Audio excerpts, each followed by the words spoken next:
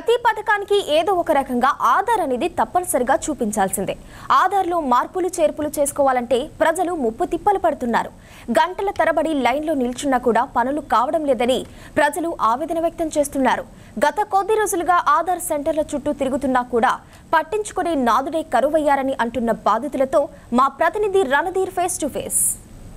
నమస్తే, welcome to RB news. నేను మీ రణధీర్ వెంగళ. ఇక దేశంలో ఏ పనికి చూసుకున్నట్లయితే కూడా ఆధార్ కార్డు అనేది తప్పనిసరి. మరి ఆధార్ కార్డులో ఎలాంటి చేంజెస్ చేసుకోవాలన్నా కూడా ఆధార్ సెంటర్లు లేకపోవడం వలన కూడా చాలామంది ప్రజలు ఇబ్బందులు ఎదుర్కొంటున్నారు. ఇక గంటల కొద్దీ లైన్లలో నిలబడ్డా కూడా ఈ ఆధార్ సెంటర్ల వద్ద కూడా పనులు కావడం లేదని కూడా చాలామంది ఆవేదన వ్యక్తం చేస్తున్నారు.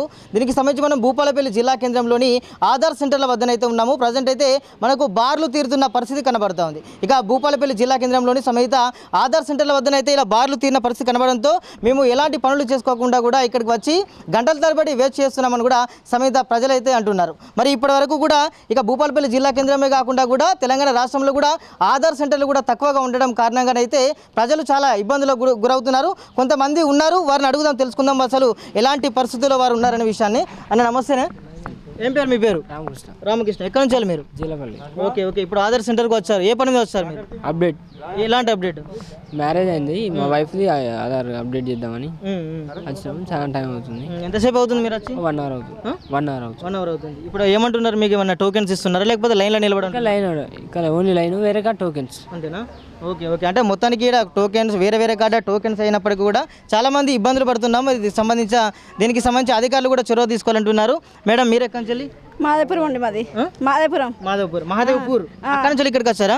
అక్కడ లేవు ఆధార్ సెంటర్లు? లేరు. ఇక్కడికి రమ్మన్నారా? Okay okay. ఎలాంటి మీ ఆధార్లో ఏం చేంజ్ చేసుకుంటారు? ఆధార్ కార్డు లింక్ చేసుకుంటారు, ఫోన్ నెంబర్ లింక్ చేసుకుంటారు. ఎంతసేపు అవుతుంది మీరు ఇక్కడ? గంట సేపు అయిందండి వచ్చి, గంట 2 గంటలు. ఓకే. కానీ ఇక్కడ లైన్లలో నిలబడుతున్నారు.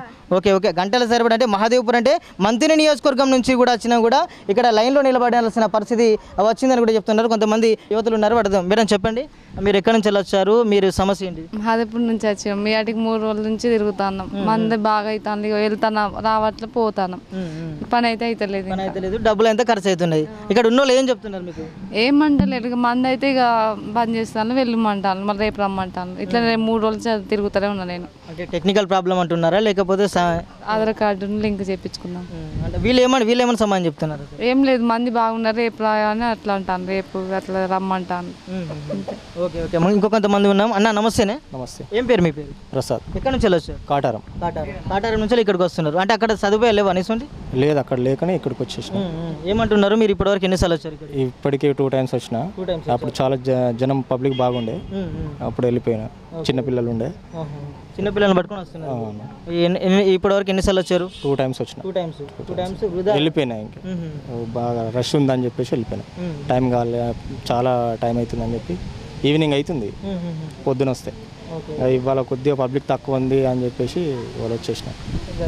చూడొచ్చు ఇక్కడైతే అంటే మహాదేవ్పూర్ కాటారం నుంచి కూడా వచ్చిన పరిస్థితి కనబడుతుందని, పిల్లల్ని ఎండబెట్టుకొని వచ్చినా కూడా వారికి తిప్పలు అవుతుందని కూడా సమేత ఇక్కడ ప్రజలైతే ఆవేదన వ్యక్తం చేస్తున్నారు. అక్కడైతే మనకు రష్ విపరీతంగా కనిపించినప్పటికీ కూడా ఇక్కడ ఎటువంటి అధికారులు మాత్రం ఎలాంటి చొరవ తీసుకోవడం లేదని కూడా వారు ఆవేదన వ్యక్తం చేస్తున్నారు. ఇప్పటికైనా సంబంధిత ప్రభుత్వ యంత్రాంగం కూడా ఆధార్ సెంటర్లను ఎక్కువగా నెలకొల్పడం వల్ల కూడా ఇలాంటి ఇబ్బందులు పడేవి ఉండేవని కూడా సమేత ప్రజలైతే ఆవేదన వ్యక్తం చేస్తున్నారు. కెమెరా పర్సన్ మధుతో రణధీర్, ఆర్బీ న్యూస్, భూపాలపల్లి.